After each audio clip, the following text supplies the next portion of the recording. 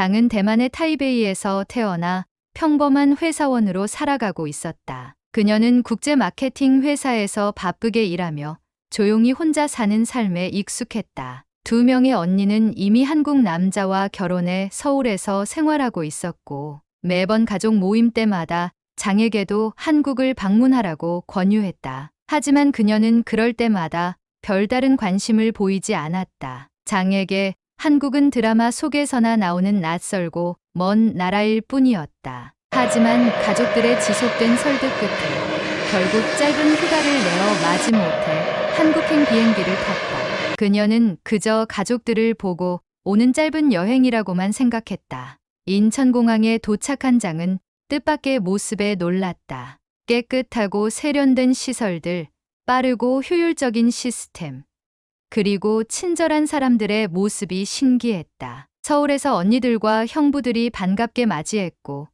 그녀는 한국 생활에 서서히 적응해 갔다. 무엇보다 서울의 질서정연한 거리, 안전한 밤 풍경이 인상적이었다. 타이베이에서도 늦은 밤에 혼자 걷는 건 불안했는데 서울에선 밤에도 편히 산책을 즐길 수 있었다. 어느 날 형부가 조심스럽게 말을 꺼냈다. 일하나, 내 친구 중에 괜찮은 사람이 있는데 한번 만나볼래? 장은 평소 소개팅 같은 자리를 좋아하지 않았지만 언니와 형부들의 부탁에 못 이겨 결국 그를 만나기로 했다. 약속 당일 카페에서 그녀는 준호를 처음 만났다. 그는 부드러운 목소리에 따뜻한 미소를 가진 남자였다. 두 사람은 처음에는 어색했지만 금세 친해졌고 예상치 못하게 대화가 잘 통해서 놀랐다. 며칠 뒤 그녀의 휴가는 끝나가고 있었다. 준호는 한국에서의 마지막 날을 함께 보내자고 제안했고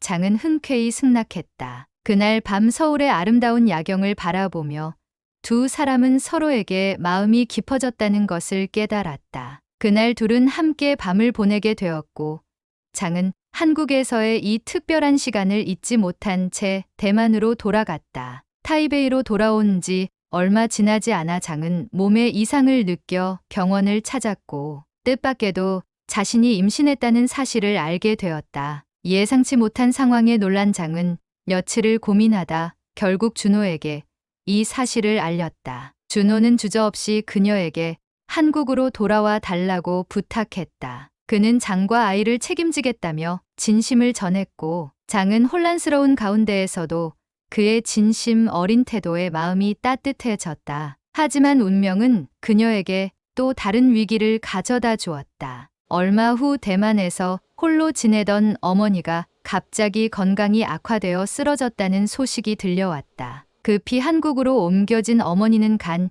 이식이 필요하다는 진단을 받았다. 그녀와 두 언니는 주저없이 간 기증 검사를 받았고 큰언니가 적합한 기증자로 확인되어 수술을 받게 되었다. 놀랍게도 한국 의료 시스템은 그녀의 예상을 뛰어넘었다. 병원은 매우 빠르고 체계적이었으며 의료진들은 전문적이고 친절했다. 수술은 성공적이었고 어머니는 점점 건강을 회복했다. 장은 병원에서 가족들과 함께하며 한국이라는 나라가 단순히 좋은 여행지가 아니라 가족의 생명까지 책임져 준 소중한 나라로 느껴졌다. 어머니가 건강을 회복한 뒤 가족들이 모두 모인 자리에서 어머니가 말했다. 일하나, 이제 너도 한국에서 사는 건 어떠니?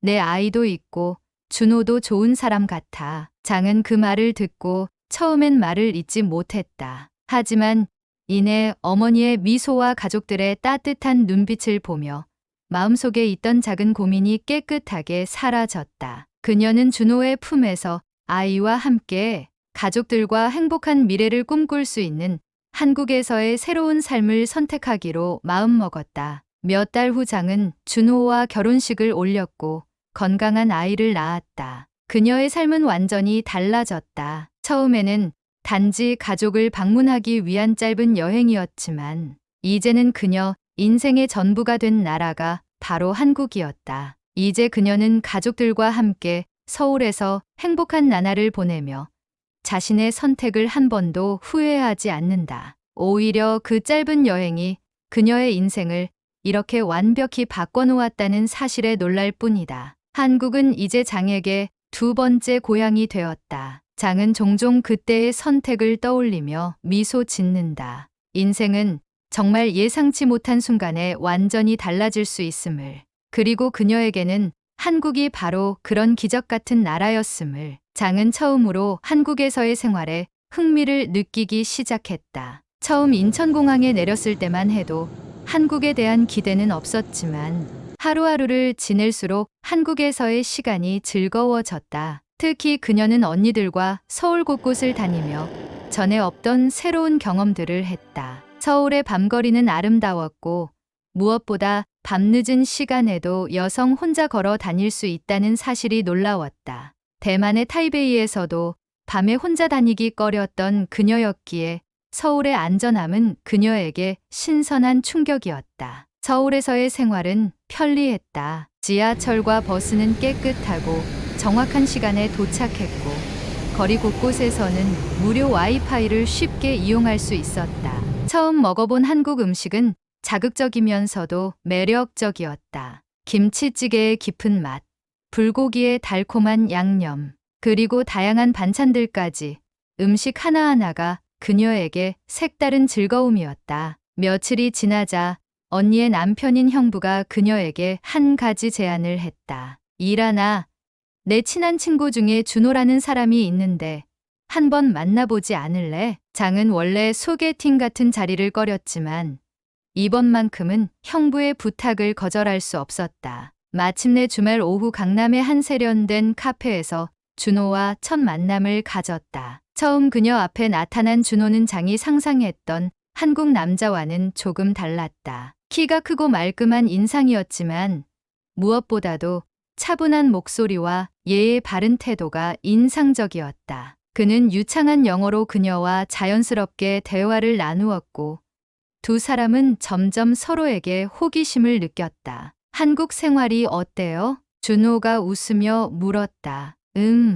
생각보다 너무 좋았어요. 제가 지금까지 한국을 너무 과소평가한 것 같아요. 장은 솔직히 말했다. 준호는 그녀의 이야기에 밝게 웃으며 고개를 끄덕였다. 사실 많은 외국인들이 한국에 오면 그런 반응을 보여요. 한국은 실제로 와서 경험하면 더 좋은 나라인 것 같아요. 첫 만남은 기대 이상으로 편안했고 장은 준호의 매력에 점점 빠져들었다. 서로의 관심사와 직업 이야기를 나누며 두 사람은 자신들이 비슷한 분야에서 일한다는 사실을 알게 됐다. 장은 국제 마케팅을, 준호는 외국인을 위한 한국 문화 소개 앱을 개발하고 있었다. 이후 며칠 동안 준호는 장을 서울의 다양한 곳으로 안내했다. 흔한 관광지가 아닌 숨은 명소들이었다. 골목길 작은 찻집, 오래된 한옥 카페, 그리고 아름다운 야경을 볼 수 있는 숨겨진 언덕까지. 준호 덕분에 장은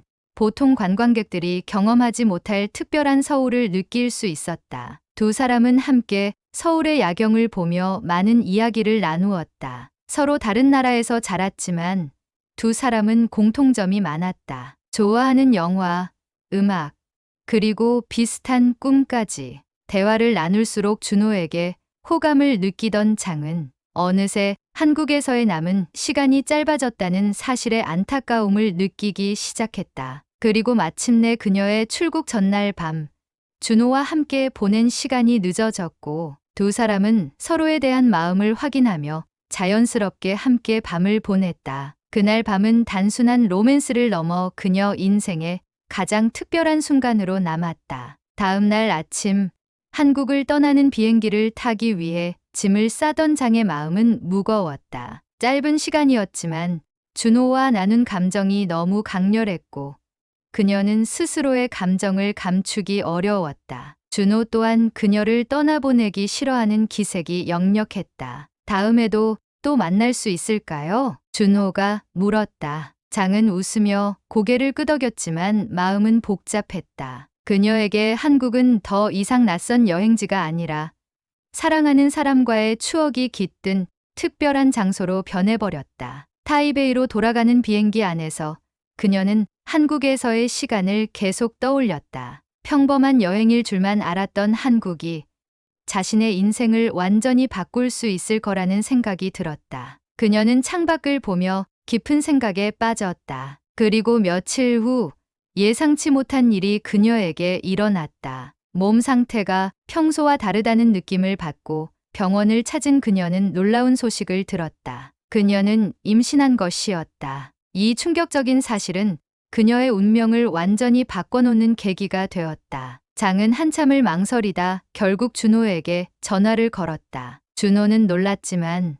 차분하고 진지한 목소리로 말했다. 일하나 걱정하지 마세요. 당신과 아이 모두 내가 책임질게요. 한국으로 다시 와줘요. 장은 그 말을 듣는 순간 마음속 복잡한 걱정들이 씻겨 내려갔다. 준호의 따뜻하고 든든한 목소리에 그녀는 큰 위안을 느꼈다. 그렇게 그녀의 단순한 한국 여행은 새로운 인생을 향해 커다란 전환점을 맞이하게 되었다. 대만으로 돌아온 장은 임신이라는 뜻밖의 소식을 접하고 큰 혼란에 빠졌다. 그녀에게 준호와의 시간은 단지 아름다운 추억으로 남길 바랐던 것이었지만 이제 현실은 전혀 다른 방향으로 흘러가고 있었다. 타이베이의 병원에서 임신 사실을 확인받은 순간 그녀는 모든 게 꿈처럼 느껴졌다. 하지만 아이는 분명 현실이었다. 장은 며칠을 깊은 고민 속에 보냈다. 혼자 아이를 키우는 것도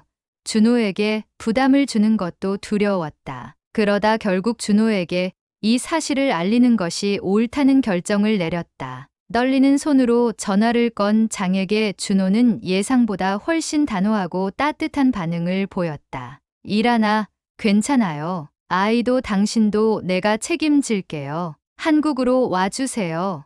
혼자 고민하지 않아도 됩니다. 준호의 진지하고 성숙한 태도에 그녀의 불안했던 마음은 조금씩 안정을 찾아갔다. 하지만 이제 그녀 앞에는 더욱 큰 일이 기다리고 있었다. 얼마 뒤 장은 대만에서 갑작스럽게 걸려온 전화를 받았다. 전화는 첫째 언니 수인에게서 온 것이었다. 언니의 목소리는 다급하게 떨리고 있었다. 일하나 큰일이야. 엄마가 갑자기 쓰러지셨어. 간 상태가 안 좋대. 지금 한국으로 옮겨서 큰 병원에서 검사받고 있어. 너도 빨리 와야 할 것 같아. 장은 심장이 덜컥 내려앉는 느낌이 들었다. 그녀의 어머니는 평소 건강했고 특별히 아프신 적도 없었기에 더욱 믿기지 않았다. 어머니의 상태는 예상보다 심각했다. 대만의 병원에서도 빠른 치료가 어렵다는 판단 아래 언니들이 있는 한국의 큰 병원으로 긴급히 옮겨졌던 것이다. 장은 급히 비행기를 타고 다시 한국으로 향했다. 공항에 도착한 그녀는 바로 병원으로 향했고 병원에서 가족들과 재회했다. 가족들의 얼굴에는 걱정과 긴장감이 가득했다. 어머니의 간 기능이 급속히 저하되었으며 빠른 시일 내에 간 이식 수술을 하지 않으면 생명이 위독하다는 진단이 내려졌다. 가족들은 즉시 기증자 검사를 진행했다. 큰언니 수인이 다행히 어머니와 간 이식에 적합하다는 결과가 나왔고 빠르게 수술 일정이 잡혔다. 그 순간 장은 한국 의료 시스템의 놀라운 속도와 체계적인 운영에 다시 한번 놀랐다. 대만에서는 이렇게 급박한 상황에도 즉시 간 이식을 받는 것이 거의 불가능했다. 그러나 한국의 의료진은 한치의 망설임도 없이 빠르게 준비했고 모든 과정이 일사천리로 이루어졌다. 수술 당일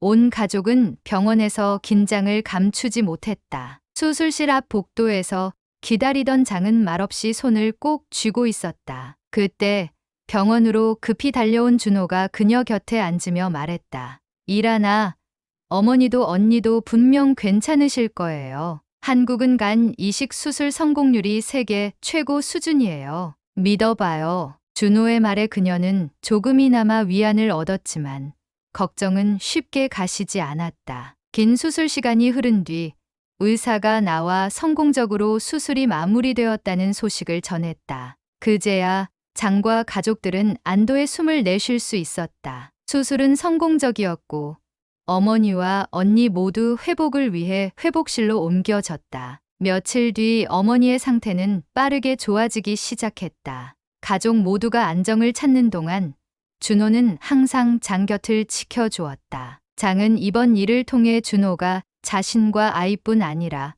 가족까지도 진심으로 생각하고 있음을 깨달았다. 어머니가 어느 정도 회복되자 장은 준호와 앞으로의 미래에 대해 진지한 이야기를 나누었다. 준호는 단호하면서도 따뜻한 눈빛으로 말했다. 이제 모든 것이 안정되었으니 우리 함께 한국에서 새로운 삶을 시작해보는 게 어때요? 장은 그 순간 처음으로 이 질문에 확신을 가지고 고개를 끄덕였다. 어머니 또한 병상에서 그녀의 손을 잡고 말했다. 일하나, 이제 너도 여기서 정착하는 게 어떠니?